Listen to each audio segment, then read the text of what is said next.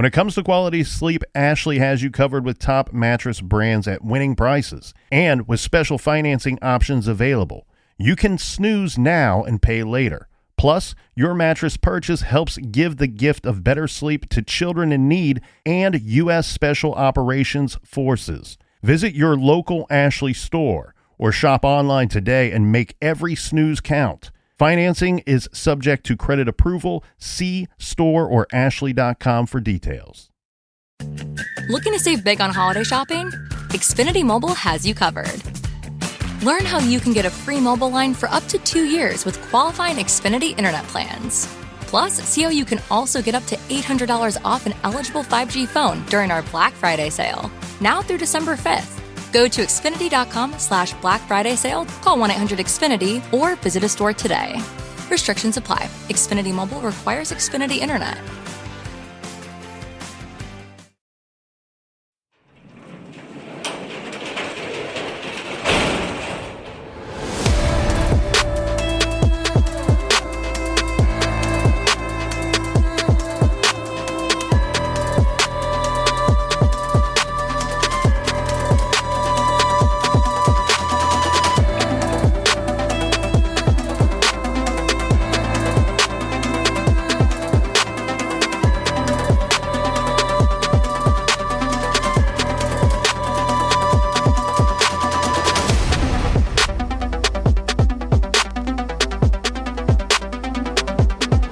Welcome to True Crime Garage. Wherever you are, whatever you are doing, thanks for listening. I'm your host, Nick, and with me, as always, is a man who wants to rock and roll all night and part of every day. Here is the captain. Snoochie Boochies, brother Gucci's. It's good to be seen and good to see you. Thanks for listening. Thanks for telling a friend.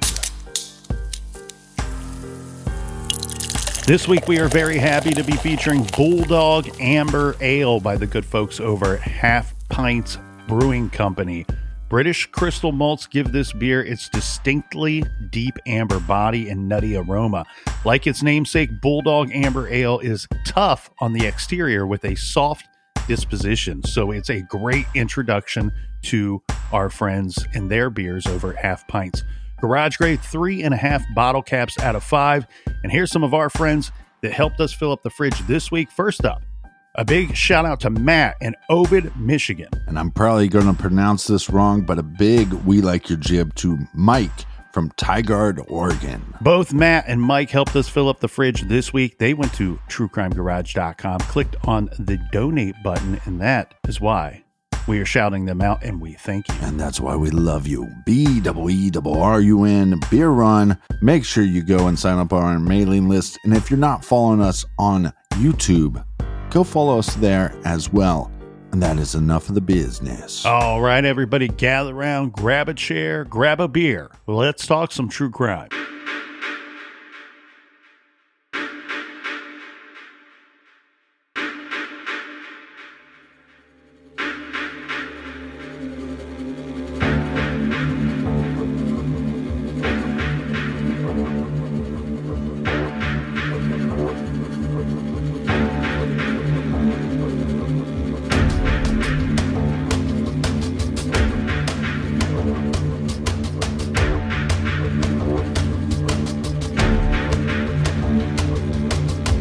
In 2016, the Royal Canadian Mounted Police in Manitoba, Saskatchewan, British Columbia, decided it was time to revisit a cold case.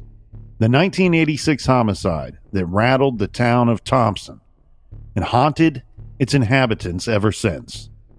The specter of the dead 15-year-old girl cast a pall over the whole place, and there was nothing new. So the RCMP took on a novel approach. On October 16th, 2016, 30 years after the murder, the RCMP MB Twitter feed halted its usual updates and instead tweeted the following devastating messages. Hello, I am Kerrie Ann Brown. I was raped, beaten, and murdered 30 years ago today. Can you help find my killer? What you did to me that night destroyed my family and friends. I didn't do anything wrong. I was a happy 15-year-old girl. There's silence, but someone knows. Come forward. Stop being cowards. How were you able to keep what you did to me hidden? I want to talk about the day I was killed. I want people to know what happened to me. I want the killer caught. My house at 6 Red River Road in Thompson was simple, but I loved it. My dad and brother Trevor still live there today. I loved hockey, and the Penguins were my favorite team. Mario Lemieux was so great. How could you not love them? To this day, my friends remember my sense of humor. I had a great laugh, and nothing was funnier than playing pranks. Truth is, I was a very normal 15-year-old girl, athletic, well-liked, cheerful, and compassionate. I didn't have any enemies. Everyone has their quirks. Bridges were mine. I don't know why, but I hated them, and was always nervous crossing over one. Okay, for people that don't know my story, my last day alive was 30 years ago today. It was 1986, and it was a Thursday. I woke up with Coco the bear. I had so many plush animals, but Coco was the one I couldn't go without. School that day was okay. I had so many friends that going to school at R.D. Parker Collegiate was actually fun. I loved gym class. I was only 5 foot 1 inch, 110 pounds, but fast and feisty. I was a great runner and could easily beat my brothers. First 2 classes that day were back-to-back typing, then math and English. I couldn't wait for gym at the end of that day. FYI, in 1986, I was still learning to type on a giant typewriter. Not fun. I could not wait for lunch. It was a normal day. I had a doctor's appointment that afternoon, but otherwise everything else was completely ordinary. I had been having headaches, just wasn't feeling well, so I left school for a bit for a doctor's appointment. I went home after school, didn't have a job, but my parents gave me $10 a week for allowance. I don't know what it was that afternoon, being 15 I guess, but I was a little upset and a bit anxious after my appointment. We ate supper together as a family that night, my last night alive. I am so thankful for that. I know they are too. We ate roast beef that night, but my favorite meal was pepperoni and mushroom pizza from Santa Maria. I remember my brothers fighting over the donuts for dessert and being worried I wouldn't get one. There was a party that night, and my mom and dad said I could stay at my girlfriend's house for a sleepover. Before the party, my girlfriend came over, and we walked to Thompson Billiards. I had never walked anywhere in town alone. It was a warm night, with no snow, but I wore the new dark jacket my family gave me for my birthday anyway. We left Thompson Billiards and walked over to 41 Cooper Road, which wasn't very far. We only stayed on Cooper Road for a few minutes. Then we walked to the party at my friend's house at 11 Trout Avenue. I know what you're thinking. Yes, some of us were drinking. My friend's parents were home though, and they were supervising. It was so much fun. I had really great friends, and we were having an awesome time laughing, listening to music, and hanging out. Then a friend showed up. We didn't get along anymore. It sucked. I had been having such a good time, too. We chatted for a while. It was formal and polite. It didn't help. My night was ruined. I wanted to leave, so my girlfriend and I decided to go for a walk and talk. We got to the back door when my friend decided she better go downstairs to tell our friends where we were going. I stayed standing there near the back door to wait for her.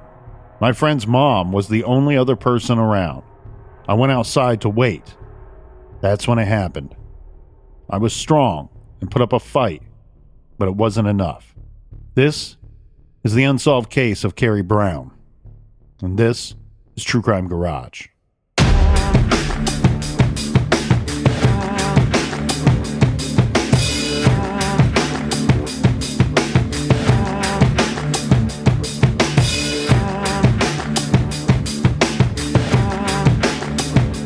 In 1986, Kerrie Ann Brown was, just as you heard, a normal 15-year-old girl living in the Great White North. Kerrie was born in Burk's Falls, Ontario, on August 19th, 1971. In 86, she lived in her family's house on Red River Drive in the town of Thompson. Kerrie's parents are Jim and Ann Brown, and she has two older brothers, Trevor and her half-brother Ian, from his mother's first marriage. Jim had a job at the Inco mine. Ann worked at Thompson General Hospital as a medical transcriptionist. The town of Thompson is a mining town named after the family that owned the mine. The town itself had only been around since 1956, and although it had just about 12,000 residents, it was known as the hub of the North because it was the only place in the area with access to healthcare facilities, shopping, and other services. Tens of thousands of outsiders came to the town yearly. It was a tight-knit community with residents who looked out for each other. It was also a very outdoorsy area with hunters and campers and fishermen, comprising much of the population, those who didn't work in the mine, of course. For teenagers, it was kind of a boring town, and in typical teen fashion, they had to come up with inventive ways to find excitement, having parties, drinking a little bit, and dating. As we learned in the trailer, Kerrie was a fun-loving girl that was athletic. She loved gym class captain, and she loved ice hockey. She was just at that age where she was between being a girl and being a woman. She still loved her stuffed bear, Coco, but she also had recently split up with a boyfriend. More on that in a minute. Kerrie's parents had some troubles in that Kerrie's mom and brother Trevor both suffered from retinitis pigmentosa, and by the time our story takes place, Ann was blind. Kerrie herself had been having headaches, but it does not seem that she suffered from the same affliction. Let's get to the night in question. So this is going to be October 16th, Captain, and this is a Thursday. Now, as we heard in today's trailer, Kerrie had a normal school day minus the doctor's appointment. That would have been outside of the normal day for her. She got out of school about 3:30. Kerrie and her dad picked up a couple of donuts as they were out buying her a winter coat. They had dinner together as a family, and then there was a kerfuffle over the donuts. And Kerrie was a little upset, but then she rallied and she was going to hang out with friends anyway, so she kind of got over it. There was a party at Kerrie's friend's house, Doug Crocus. So Doug is a classmate, a schoolmate of Kerrie's. He is 1 year older than her, and her two best friends, Rhonda and Nicole, will be joining her at this teenage gathering. Before the party, Rhonda, who lived nearby, came over to Kerrie's house to pick her up. Kerrie was wearing a pink outfit with her favorite Pittsburgh Penguins jacket. Around 7 p.m. that night, they wandered to the billiards place, then another friend's house, and then to Doug's. Doug lives at 11 Trout Avenue. So, from my understanding here, Captain, Doug's house is quite a ways away from Kerrie's house. From my understanding, they walk there in a rather large group of friends. So they're walking there, it's the three of them, and then more kids meet up with them along the way. Now we have this big pack of teenagers all making their way to Doug's place. Right. They get there around 9:30, maybe 10 at the latest. Now, Nicole lived on the other side of town from Kerrie and Rhonda, but just 2 blocks away from Doug's house. The neighborhood is the Westwood neighborhood, and it is described as a middle-class residential area. This gathering was later described by Doug on the Somebody Knows Something podcast, which covered this case extensively in season 5. It was a group of about 25 kids who knew each other pretty well, ranging in age from 15 to 18. Some were legal to drink and some weren't, like Kerrie and her girlfriends. They were in the younger batch of kids. But there was some beer there. Doug's mom was home and was on board with all of this. And according to Doug, although kids were coming and going a bit throughout the evening, it was not like a raging party. This was kind of a low-key thing. And he says that he knew every single person that came to his house that night. There were no strangers. There were no out-of-towners. There were no creeps that has been reported to have been at this party. Well, this this happens all the time in high school. Somebody tells you, hey, old Doug is having a party. Whether or not you're invited, you probably know somebody that's invited. You don't feel intimidated to just walk into a party. You're probably going to know somebody. 99% of the people there are going to be from your high school. Well, and when you're growing up in an area that doesn't have a whole lot to do or a whole lot of excitement for teenagers, and frankly, there's many places like that, as we said, they kind of have to create their own excitement. And as you said, it's not so much, hey, I was invited to this party, but if you tag along with somebody that was, you're in the door. Yeah, or in my high school, sometimes people would just pass out flyers to somebody's house. We got a hey, did you get the flyer? You're invited. Sometimes that can go terribly wrong. Or sometimes terribly right. From my understanding, Captain, this is a very typical party. Now, we said that this was a Thursday, but we should point out that there was no school scheduled for that Friday. So it makes sense that Doug is having this party. He says it's just a group of high school friends all hanging out in Doug's basement. They're playing music, they're talking, they're eating snacks, all pretty much normal stuff. And there's parents there. His mother is there. She doesn't have everybody under a microscope, but according to her and according to Doug later, they both said that she was somewhat supervising or the chaperone of this party, if you will. Yeah, the visual I get is Eric Foreman's basement. Right. And everybody's having a party in Eric Foreman's basement. The way that this evening is going about, everybody's having a great time. That's what's always been reported. Everybody was having a great time until Kerry, her ex-boyfriend, remember she just broke up a few days prior. His name is Chuck, and he shows up to the party, and he's not alone. He's actually with a previous girlfriend of his, somebody that he dated before Kerry. Kerry knew that Chuck had gotten back with his ex-girlfriend, so there was nothing like confrontational about Chuck being there and Kerry being there, but Kerry did say that she felt awkward and uncomfortable. This is what she expressed to her friends. And it was probably just because the breakup was pretty recent. Well, way to go, butt-faced Chuck, showing up with your ex-girlfriend, ruining the party. Now, we read the tweet from the RCMP in today's trailer that said Kerry became upset because she didn't want to be there when her ex-boyfriend was there. And we get it. Everyone's been in that position. No matter what age you are, it can be awkward. Yeah, it's, Kerry's sitting there having a good time at the party. Her boyfriend, her ex-boyfriend, walks in with his ex-girlfriend, and the first thing you're thinking is awkward. And this is, 15-year-old kids. And remember how important all of this stuff seemed when we were 15, and then you grow up and realize it's not important at all. But Kerry decides, hey, maybe it's time to leave.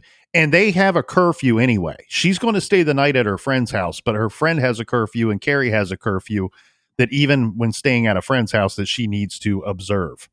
She's only 15. Now, it doesn't sound like Kerry would be the type to leave a party on her own. You heard in the tweets saying she had never walked anywhere alone at night. But remember, Nicole, her friend, lived near Doug's house. And Kerry was planning on sleeping over at Nicole's. Now, looking at Google Maps for context shows us that Doug didn't live in the middle of nowhere. In fact, we would describe his neighborhood as thickly settled residential area with blocks and blocks of houses surrounding it. Which makes sense on why these kids gathered in a group and walked to his house. Correct. And this is not a situation where we have this girl who has a little to drink and then she stumbles out the door into the frozen tundra, never to be seen again. This is an area that would be full of cars and houses, but although by this point we're getting close to the midnight hour. So maybe a little sleepy at this point, the town anyway. Well, and we have to remember the date because I think we're so used to just things being open 24/7. And this is in the 80s, but back in the 90s, things would close down about 9 o'clock, 10 o'clock. Kerry and her friend Nicole end up going upstairs. Remember, they're getting ready to leave. And presumably at this point, they're talking over what their options are. And they don't want to do this in front of the other high schoolers. Kerry is voting that they leave. So the two decide that they're going to leave. They walk out of Doug's house when Nicole realizes that she had forgotten her purse. So they turned around and walked back to his house. Kerry is waiting upstairs. She did not want to go back down into the basement where all the kids were. Right. The tweets indicate that Doug's mom was there as well, like we said earlier. Now, Nicole ran into her ex, so a different kid, on the stairs. They have a conversation. Sounds like he wanted to get back together or something like that, but it's a lengthy conversation that Nicole would later say lasted for about 10 minutes or so. Nicole could see Kerry at the top of the steps during portions of this conversation, but at some point her friend Kerry stepped away, so she could no longer see her, and she's continuing on this conversation. Yeah, but we've all been there. You know, you're at that party. It's time to go. Your friend runs into her ex. They're having a conversation. So you keep making your presence known. Like, hey, it's time to leave. Let's get going. And then eventually Kerry stops making her presence known to Nicole. Yeah, maybe she wants to give a little privacy for their conversation. We don't know. It's hard to say. But while she's upstairs, Doug, the host, he recalls seeing Kerry upstairs, and he tells her, hey, you probably shouldn't leave on your own. It's late. You should wait for Nicole. Right. Kerry then asked Doug to go get Nicole. So he went back down to the basement. Nicole then goes upstairs a few minutes. We're talking just a few minutes later. And by this point, it had started to snow outside. And Kerry was gone. Nicole could see footprints in the snow leaving Doug's house. And the footprints, they stopped at the end of the driveway at the road. And there, of course, were tire tracks on the road. Well, this is difficult, too, because you have these kids going in and out of this house, but mainly using the basement. But I remember being at parties like this when I was in high school, and there would be a little bit of a crowd outside, maybe coming into the party or leaving the party or trying to make plans on what is next. Right. The other thing I remember, there would usually be some kind of pointless, silly argument, some drama, and one person storms off into the night on foot alone. Yeah, weirdly, that happened at almost every party I went to. So Nicole, she can't find her friend. She decides, all right, I'm going to go outside, start walking, and I should encounter Kerry on my way back to my house, which does not happen. So then well, let me state the obvious, though, too, about these parties, is Kerry and her friends, yes, they're 15, but Doug is older. So a lot of these people going to this party are not showing up on foot. They're driving their vehicles. Nicole turns around and she doubles back to Doug's a couple of times. She's not just walking this route repeatedly, but she's also scouring the area, essentially looking for her friend, and she finds nothing on several trips. At some point, she gets worried and frightened for her friend. She starts crying, and she misses her curfew. So she doesn't make it home until about an hour late, which would be 1 a.m. And her mom would later say that she saw her daughter, Nicole, throwing up. And I don't know if she drank too much or if this was a combination of drinking and being upset about her friend. So it sounds like her and her mom have a little bit of an argument about Nicole drinking at the party. But from all the reports I've seen, this is where things start getting really weird, because we're only talking about a few minutes that Kerry would have been outside by herself. Somehow she vanishes during that time. And Nicole makes it back to her house. She's late, as we said, because she spent some time looking for her friend. The reports state that Nicole's mom was not aware that Kerry was going to be sleeping over that night. So Nicole, of course, she feels incredibly guilty about all of this now. In fact, she says that she went through years and years and years of therapy to try to cope with this in some form or fashion. But she stops looking for Kerry that night, and then she goes to bed and sleeps in the next day. She likely, just like any other kid would, she likely went to bed thinking that Kerry either just decided to go home or get a ride home somehow, or that Kerry would turn up. Well, if we're going to question the amount of alcohol that Nicole might have consumed, we have to question the same thing when it comes to Kerry. So we know that Kerry was upstairs, then she leaves, or we're assuming she leaves the party, and then we have this track of footprints that lead to the end of the driveway, and now we got some tire marks. This is not a good situation. Well, and we also have to point out something here and keep this in mind as we're going through the events here. You know, one of the benefits of constant connectivity that we currently have today that we forget about, that especially when we're complaining about cell phones and cell phone usage by younger people these days. But today, Kerry's friends would be able to see on Snap Map, exactly where their friend was. And maybe she could have been found or even saved that night. But we're talking about 1986. So that was not an option. Yeah. Or Kerry, if she felt like, hey, it's time to go, Nicole, let's say Kerry thought that Nicole was being a little rude by talking to her ex a little bit too long. Maybe there'd be some text messages sent to her friend. Hey, it's time to go. Or, hey, I'm going to just take off walking and I'll eventually meet up with you. But obviously they didn't have that technology to stay in contact, and then one of them disappears.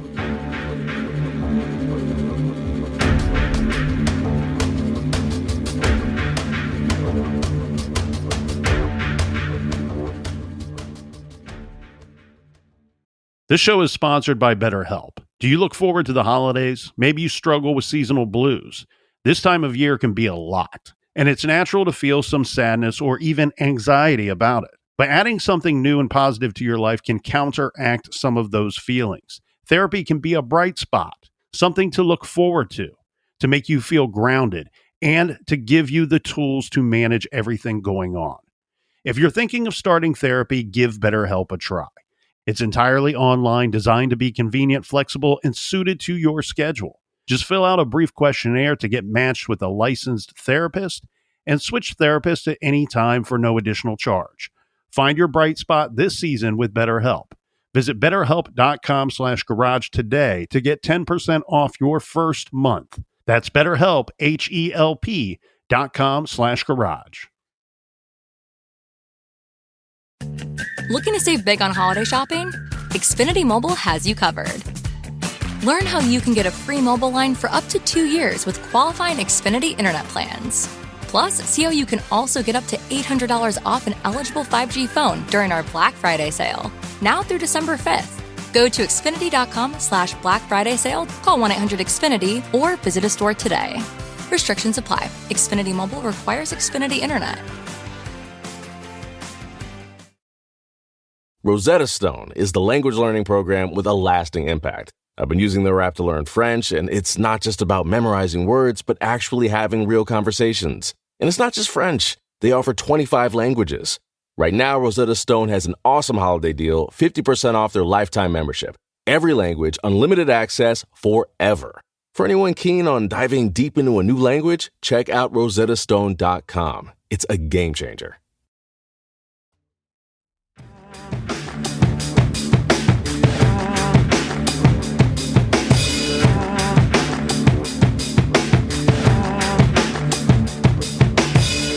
All right, we are back to the windows, to the walls. Cheers, everybody. Cheers to you, Colonel. Cheers to everybody out there in listener land. In the morning on that Friday, there was no school. Praise the Lord. That's the best Thursday you can have when you're a kid. No school on Friday. Kerry's brother, Trevor, had been drinking at his buddy Jerry's house the night before. And he recalls that on Friday morning, Kerry's friends started calling looking for her. So at first, Kerry's family, Trevor, her brother, and in the family, the Brown family, they don't really think anything of this, right? I mean, Kerry's a typical 15-year-old teenager. But they get worried when her friend Nicole calls, because that's completely different. Remember, she was supposed to be staying there the night before. Nicole calls the house. This is sometime after lunch on that Friday.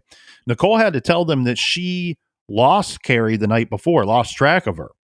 She was devastated when they in return tell her Kerry never came home last night. This would be very difficult. And like you said, I mean, Nicole, Kerry's friend, has struggled with this. Heck, there's friends of mine that I've gotten arguments with and just never got over the argument, never became close friends again. But this is a whole nother level. You were with your friend. You went to the party with your friend. You feel somehow responsible for her leaving by herself. And then, like you said, she went back and forth between her house and Doug's house, the party, looking for her friend. And then at some point has to just come back home and go, I give up.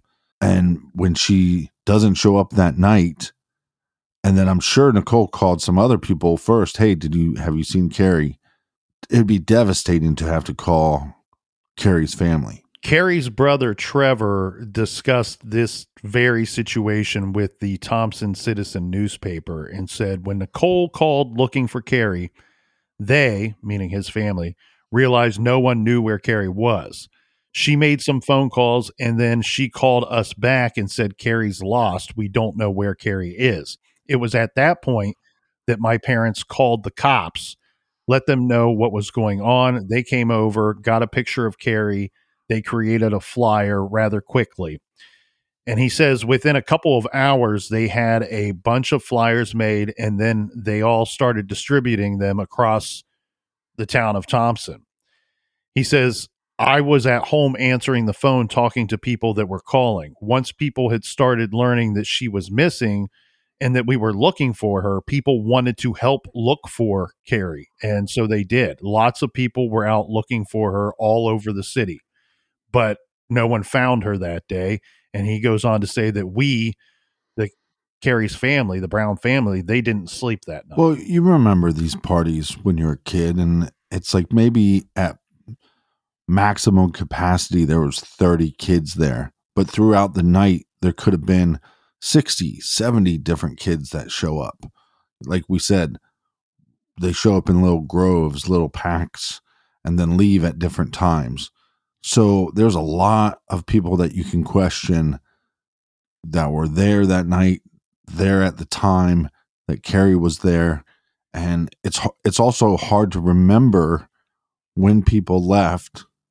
So if somebody says, hey, I left at 10 o'clock, most of the time you just have to believe them because you're not going to remember every single detail of every single individual that was there at that party. Well, and when the family becomes alarmed that they don't know where Kerry is, this is one thing that I find to be interesting here. They called one of their phone calls amongst dozens of trying to track down their daughter was to the local taxi company. This to see if Kerry had gotten into a car to, take a ride to attempt to get home or go elsewhere. This makes sense to do as a parent, especially after you're being told this story from Nicole that, hey, it looked like Kerry decided to split and got tired of waiting around for me. And so this call makes sense. However, none of the calls that the taxi company had received from the night before, none of them matched up with where Kerry would have been. Picking her the up location from, of correct. The location of Doug's party. So this didn't seem like a great option. That what is interesting though, Captain, there was a call to another area of town, and just to double check everything, Kerry's father, Jim, actually drove to the pickup and drop off location of that call and said that he didn't recognize anything, one, and two, didn't have any reason to connect it back to his daughter. Well, again, this is a difficult situation because it's not just the people that were at the party, it's people that drove to the party. Heck, I remember being at some of these parties in high school where guys would drive up and maybe you'd go out to your buddy's truck and you'd talk for a little bit and then they would leave. They wouldn't even come into the party. So there's other individuals. She's 15. a 17-year-old that drives by and goes, she's leaving by herself. Hey, Kerry, do you need a ride? Yeah, that'd be awesome. Maybe she decides, oh, somebody's going to give me a ride. I'll go back to my house instead of going to Nicole's house. But we don't know if she got into a vehicle, and if she did, who was the driver or who else was in the vehicle. Well, and so to break things down a little bit here, we have the party that took place on Thursday. Kerry's father, Jim, reported her missing around 4 p.m. Central Time on Friday, October 17th. Now, we're going to fast forward to the following day. On Saturday, this is Saturday afternoon, around 2:10 p.m., we have a woman named Donna Kovic and her friend Joanne. They're out on their usual weekend horseback ride. They were making their way along a muddy road through a wooded area just north of the Burnt Wood River. Their horses at some point started to act skittish. And then suddenly the two women saw a body on the ground. This is from a CBC News article by Bryce Hoy. It says, quote, they saw Kerry's body lying on a jacket with one hand up and one down. She was dressed in a pink and black leopard print outfit and white socks, Kovic said. You could see the face was smashed and beaten.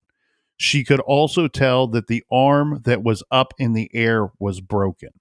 Okay, so I want to take a second here to comment on some things that people familiar with the case are probably asking themselves right now or thinking and trying to recall.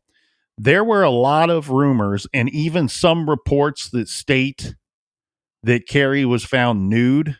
That, according to the women that found her, Donna and Joanne, is not the case. It's just simply a rumor that Not true. It's not true, number one. And number two, they go on to publicly describe the outfit that she was found in. Police have been a little tight-lipped about some of the details of this case. But again, we get a description of the clothing that they saw on Kerry that day when they found her. I'm assuming that description is the same clothes that she went to the party in. I don't have any reason to assume otherwise. Right. Kerry had been beaten to death about the face and head with branches broken off nearby trees. Police found the branches with blood on them at the scene. So on Saturday around 3, they make this terrible discovery a little after 2 p.m. The Brown family, they'll be notified right around 3 o'clock. But this is not by the police. It's actually by two teenagers who knew Trevor. They told the family that the cops had found a body out by the horse stables. And at the same time, this wasn't police dropping the ball here. They just hadn't got to the Brown family yet. Because as we will see, as these two teenagers are telling Trevor what the rumor is or what they had seen or heard, the phone rings, and this is the police asking Jim and his family to come to the hospital because they're going to have to ID a body. Do we know how far these horse stables are from Doug's house where the party took place Thursday night? Yeah, from my understanding, it's like a 2 to 3 minute walk. Yeah, so that makes it even more difficult because we have these footprints that Nicole claims she saw that lead to basically tire tracks. Did somebody pick Kerry up in a vehicle, or did she walk to this location, or was she led to this location? Well, and staying on the body discovery here too, this is one of those, we get this in every story where there's just one of these weird kind of random heartbreaking moments here. And this is when, so Trevor, remember, he knows the two teenagers that showed up at his house and that are telling him and his family, hey, the police found a body down by the horse stables. So his dad and mom are going to go to the hospital because they got a call from the police to come and identify a body. Well, Trevor does not want to wait. He can't help himself. He wants to find his sister. He goes with the two teenagers back to the location where they heard a body was found. And the police, of course, they're still there, and they've got everything roped off, and they would not let Trevor into the site, obviously. So Trevor is talking with one of the ladies that found Kerry's body, who was still there, and he's asking her questions. He said, was the body that you found wearing a Penguins jacket? Remember, we know that she had a favorite hockey Pittsburgh Penguins jacket that she was wearing that night when she left the house and arrived at the party. Donna, one of the women who was on horseback that found the body, says no, there was no Penguins jacket. And then Trevor, her brother, asked Donna, was the body you found was the female blonde? Donna told Trevor no. And so Trevor, Kerry's brother, goes, oh, great. Thank God it's not her. It's not my sister. But unfortunately, he's wrong, because a couple of the details that we get from the women that found the body, Kerry was lying on top of the Penguins jacket. So they did not see the jacket. It was there. It was found at the scene, but they did not witness the jacket. And then you heard the injuries that we described very briefly there. Kerry's blonde hair no longer appeared to be blonde. It appeared to be brownish black because it was saturated with blood. So Trevor goes from this moment of just pure heartbreak to relief of, thank God it's not my sister, then to a short time later finding out that no, it was your sister. Right. And then you got to think too, these two ladies on horseback, once you see the body, how much are you looking at that body for detail? At that point, you go, it is a body. We need to call law enforcement. It's not on them to have every single detail about this victim. No, and they're answering these questions the best that they can, given what they saw in the brief period of time that they saw it. Now, her family went to the hospital, as we said. Her father, Jim, is the only one that went to the morgue, but later he said he knew, even before he went to the hospital, that it would be Kerry that they had found. When Jim viewed the body, he said that Kerry had blood coming out of her ears. An autopsy would determine that she had multiple fractures to her skull, jaw, neck, and chest. Media described her death as due to massive head injury caused by vicious, powerful blows, indicative of rage and loss of control. And she had been raped. The time of death was believed to be between midnight and 1 a.m. This time of death estimate, though, comes from the police. I've not been able to view the report to confirm that that's what it says in the report. But this is an item that they have released to the public, if you will. The police say that the time of death was between midnight and 1 a.m. With the amount of vicious blows, this is a horrible scene. It almost, to me, leans towards somebody in a complete and utter rage, or possibly multiple attackers. Yes, and like we said, in all likelihood, it looks like the murder weapon was found at the scene, and there's several murder weapons, these branches that they found that still had blood on them. Right. At the hospital, of course, the RCMP personnel assured the family that they were going to do everything possible to find out who did this to their daughter, to their sister. Now, Trevor, keep in mind, he's only 16 years old at the time. He's Kerry's older brother, just 1 year older than Kerry. But still to this day, Trevor has been the driving force behind the decades-long push to keep his sister's case in the media. He says that the murder literally destroyed his family. He says that his father became withdrawn and dysfunctional, and his mother was depressed until the very end. She eventually died of cancer, but he says she never got through this. She died deeply depressed, and that would have been 16 years after Kerry was killed, that she lived in that deep depression. Oh, I think also sometimes with these cases, her mom's grief and her mom's stress might have caused her illness. And I have so much respect for Kerry's brother and Kerry's friend Nicole, with the amount of time and effort, like you've said, that they try to keep this in the spotlight, it's not solved. Spoiler alert, it's not solved. And this family wants answers. And of course, Captain, Kerry's friends were deeply impacted too. The Citizen newspaper says, did an interview with her friend Nicole, who says, I have relived that night for 30 years. It doesn't get easier, as they say, it just gets different. I remember it vividly as the images flash through my head at lightning speed. I see myself sitting in the basement with her on my lap, standing outside and feeling the snowflakes hitting my face, finding her gone minutes later and walking the streets calling her name, crying and wanting desperately to find her and nothing, walking the streets, putting up posters and going door to door the next day, being dragged home because a body was found, hearing the phone ring and my mom saying no and begin to cry. So she's kind of flashing through her memories of that night and the following day.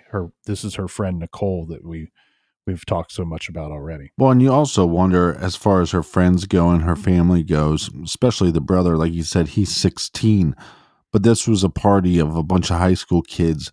You would think that maybe there'd be somebody talking or some rumors. And so, yeah, maybe the cops are going to solve this case, but maybe there's going to be some rumors and some leads that he can follow, or her friend Nicole could follow themselves. The general consensus in the town of Thompson, as iterated by the mother of a classmate of Kerry's, was, quote, that sort of thing happens in the big cities, but not in Thompson.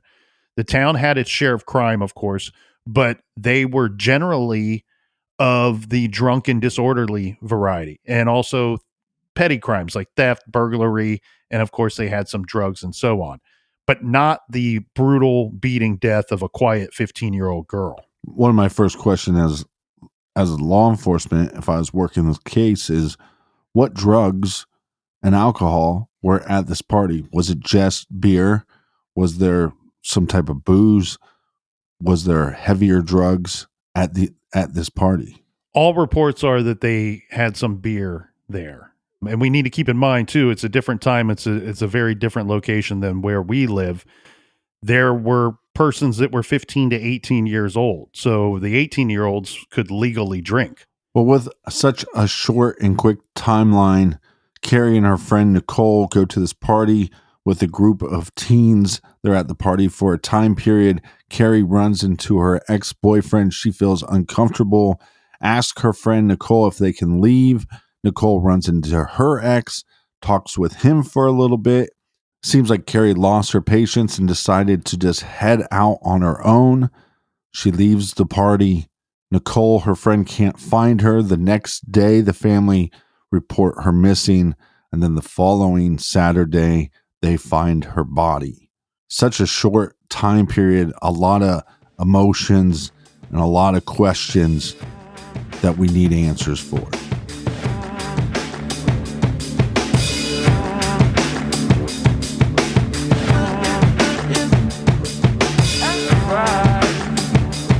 I want to thank everybody so much for joining us here in the garage. We want to know your thoughts and opinions. Go to truecrimegarage.com and leave a comment on the blog. It's always nice to see the blog blow up on a case, and there's so much more to get to in this one. Join us back here in the garage tomorrow. Same bat time, same bat channel. And until then, be good, be kind, and don't litter.